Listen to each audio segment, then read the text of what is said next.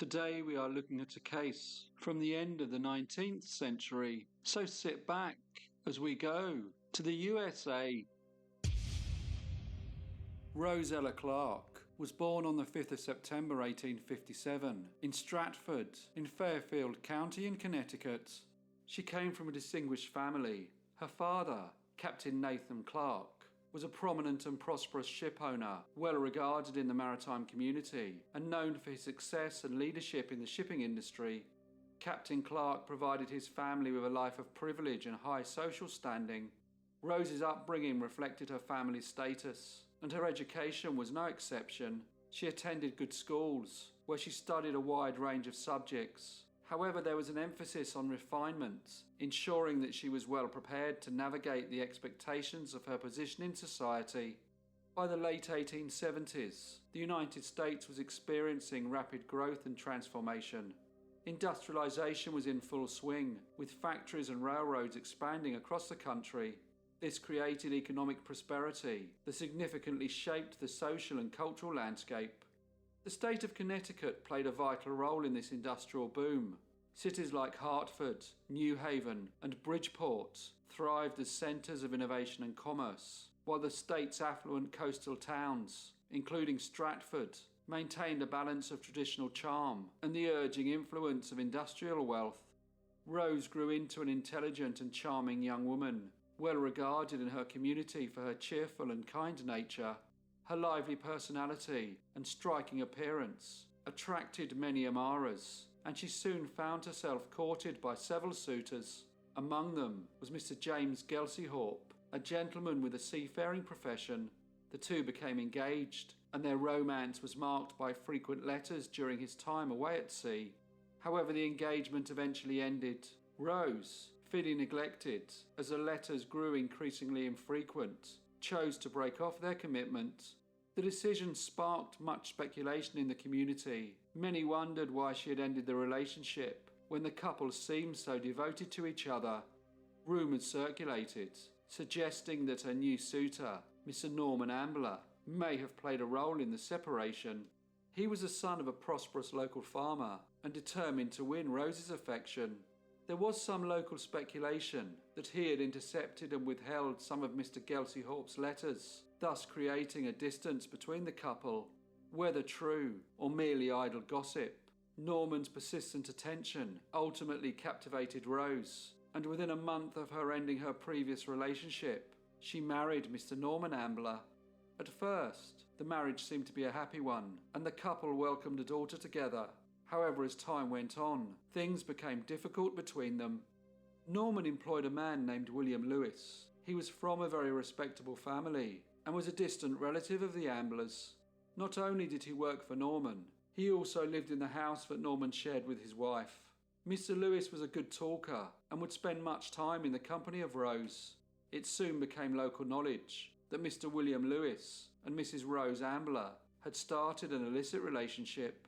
Eventually, Norman sent William Lewis away, but he and Rose continued to argue, and it was said that his behaviour towards his wife became increasingly cruel.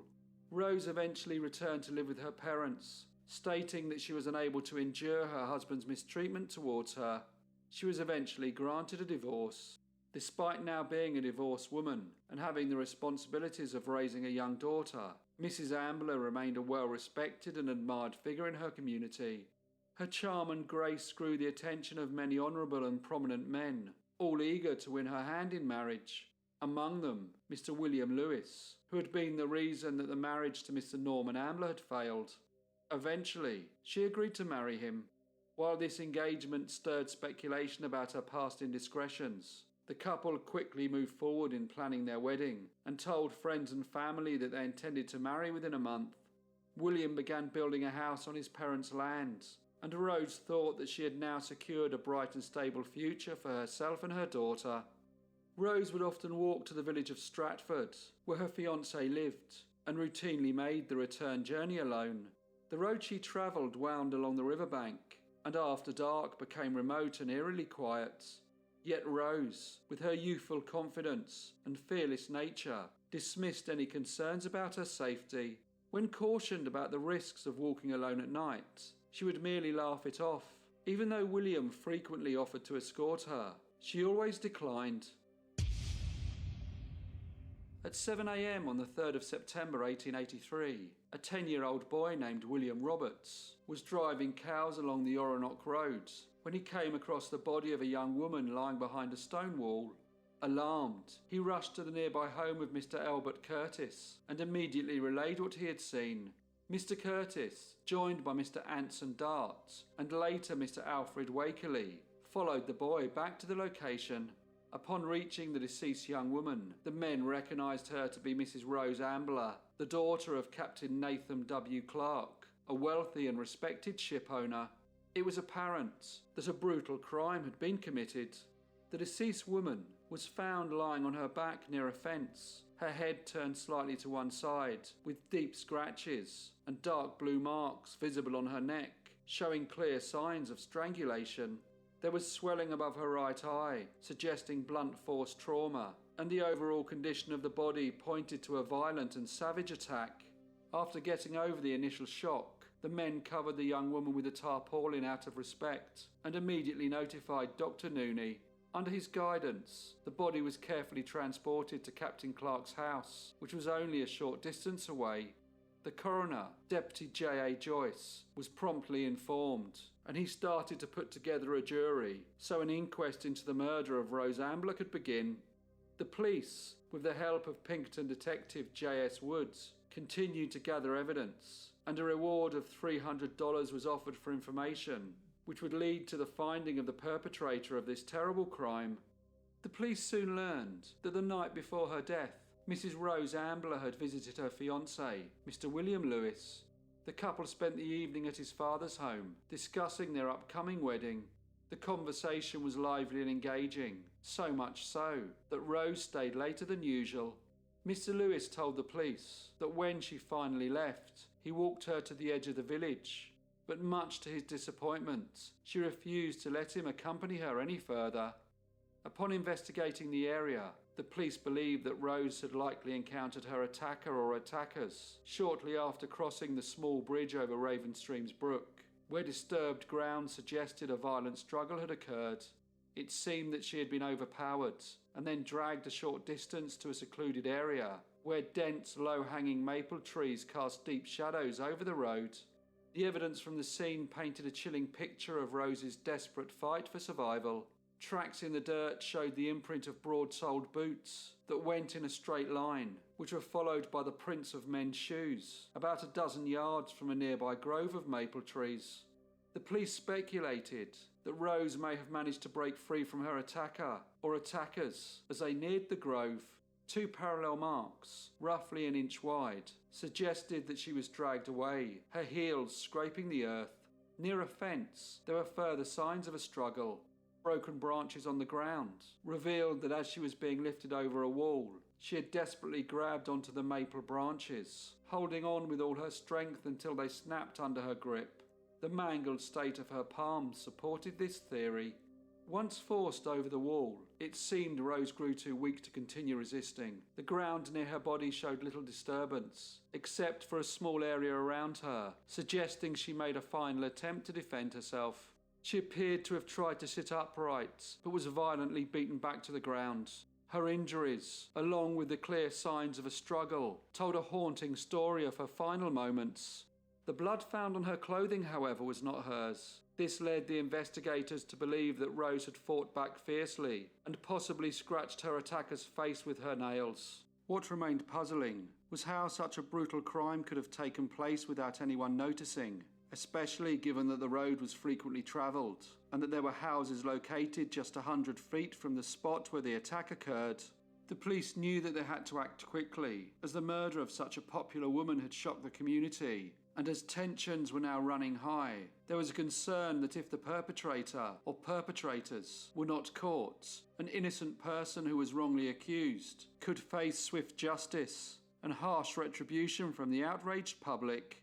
Suspicion initially fell on Mr. Barton White, a black man with a questionable past. He had been implicated in a previous unsolved murder and was often in trouble with the police. He was arrested and detained, but there was no evidence linking him with the crime. The police learned that a man named Preston Hodges who lived near the bridge, had been unable to sleep that night due to a fierce thunderstorm, and at around 11 p.m. he had heard a piercing scream, which although he initially thought sounded like a woman's cry, he dismissed it as the call of an owl. No valuables or money were taken from Rose Ambler's body, reinforcing the idea that robbery was not the motive. Rose was widely regarded as a kind and well-liked woman, with no known enemies, except perhaps her ex-husband, Mr. Norman Ambler. Their marriage had ended 2 years earlier, when Rose divorced him due to his alleged mistreatment. As suspicion mounted, attention turned to Mr. Ambler as a potential suspect. Residents of New Milford, where he was believed to have been living, told officers that they had no recent knowledge of him. While they remembered him well, they claimed ignorance as to his current whereabouts. This lack of information only deepened the mystery and suspicion.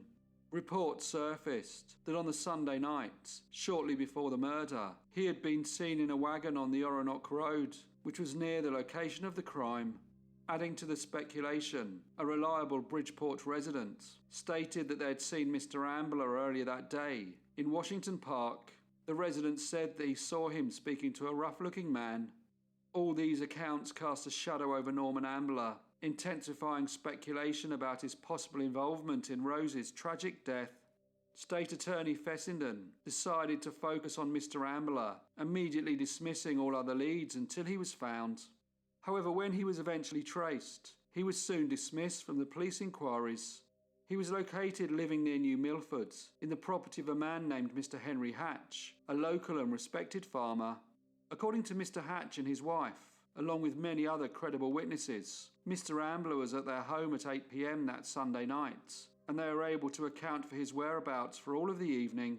Despite these statements, suspicion around Mr. Ambler persisted, as some people suggested that he was the only person with a clear motive for the crime. Governor Waller increased the reward for information to $1,000, and attention now turned to Mrs. Ambler's fiancé, William Lewis. He denied any involvement in the murder and insisted that he had walked Rose to the edge of the village that night. But despite this claim, the police continued their investigation into his actions. During their inquiries, troubling details emerged. On his regular business trips to Birmingham, Derby and Shelton, it was reported that he had told his business associates that he felt frustrated by the social expectations that Rose placed on him. More concerningly, the police discovered another young woman who lived near Birmingham, who Mr. Lewis was in regular contact with. Officers described her as attractive, and they were told that the young lady's parents' wealth far exceeded that of Rose's father, Captain Clark.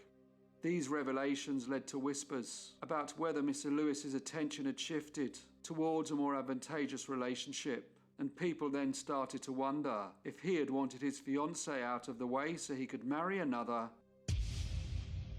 An inquest into Mrs. Rose Ambler's death was opened. Initial findings by Dr. Nooney and Dr. Cogswell, who had examined Mrs. Ambler's body, suggested that she had been outraged before being murdered. However, Dr. Porter, who was very well regarded in Connecticut and had given evidence in the Mary Stannard case, disagreed with this and believed that following his second autopsy that there was no evidence that the young woman had been violated, and this opinion was shared by Dr. Buckholtz. Mrs. Annie Watzel, William Lewis's sister, gave evidence. She provided her perspective on the relationship between her brother and Rose Ambler.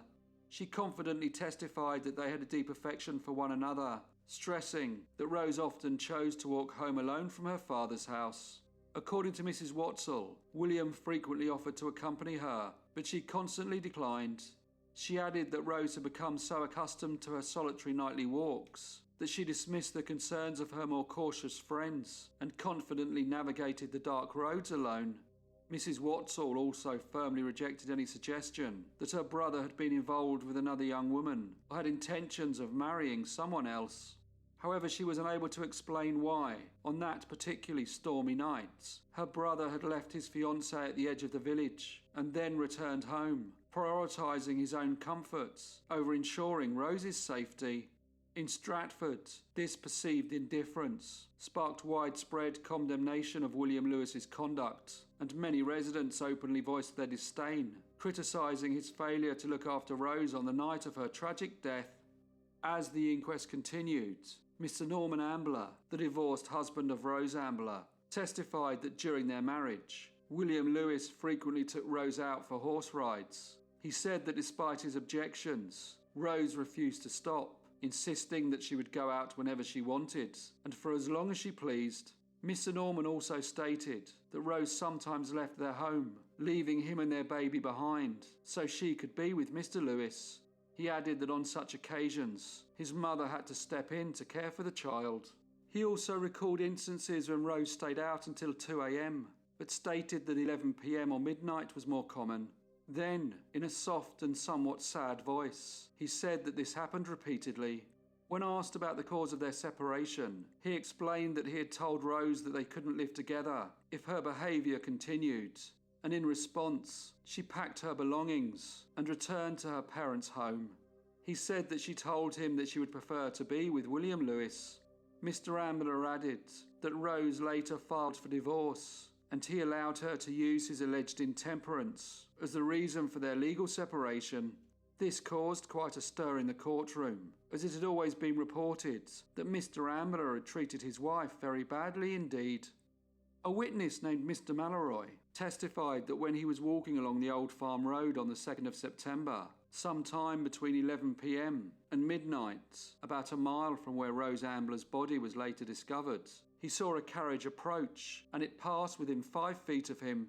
He said that in order to avoid it, he pressed himself against a stone wall and thought that the driver was William Lewis.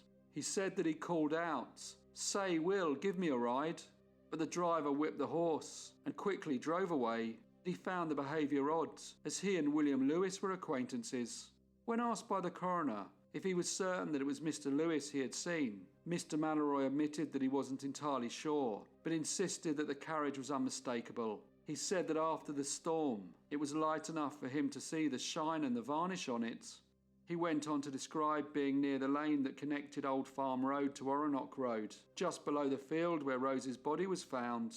This led to speculation that William Lewis may have committed the crime, and after abandoning the body, had driven the carriage away via Oronoque Road, then turned onto Davis Lane, and then Old Farm Road, heading towards his home by the most direct route.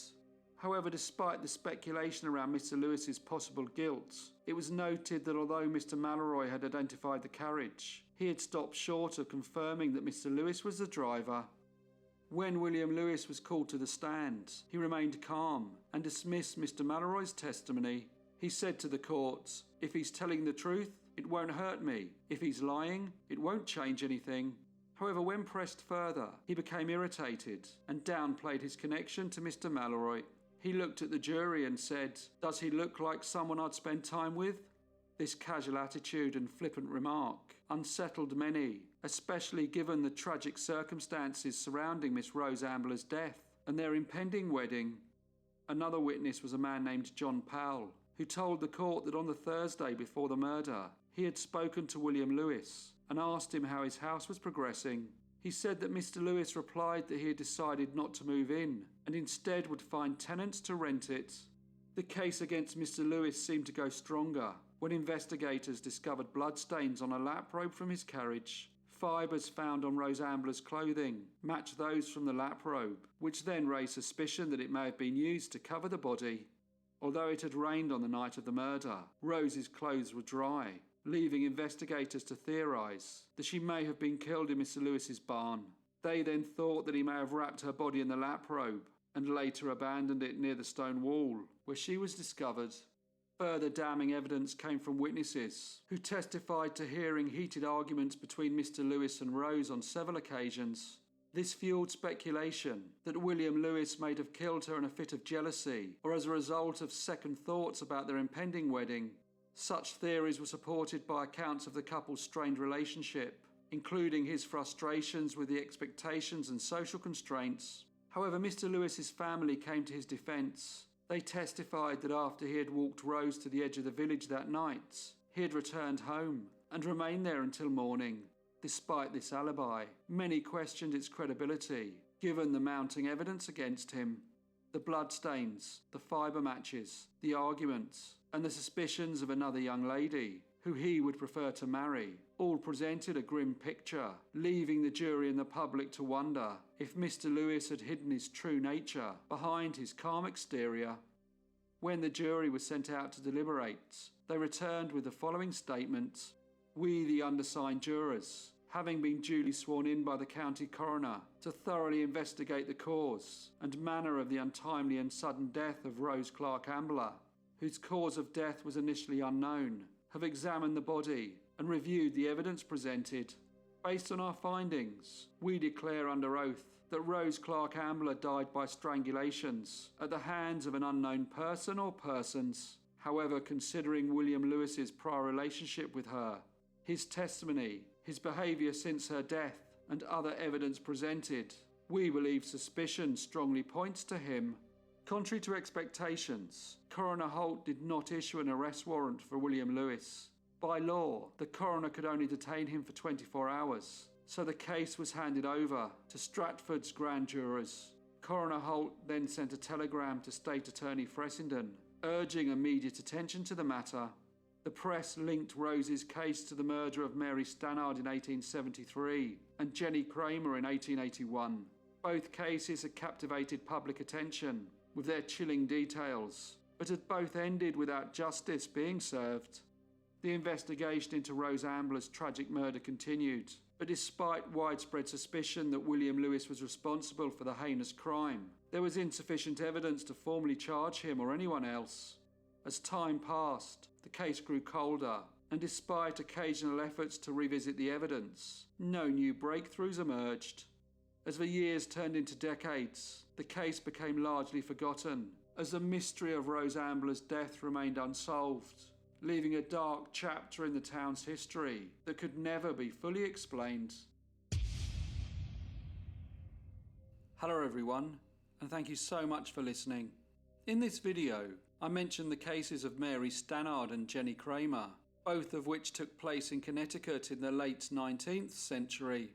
I've previously covered those cases, and if any of you would like to see them, I've left a link in the description. As usual, please leave any comments or feedback you may have, and I hope to see you all again in the next brief case.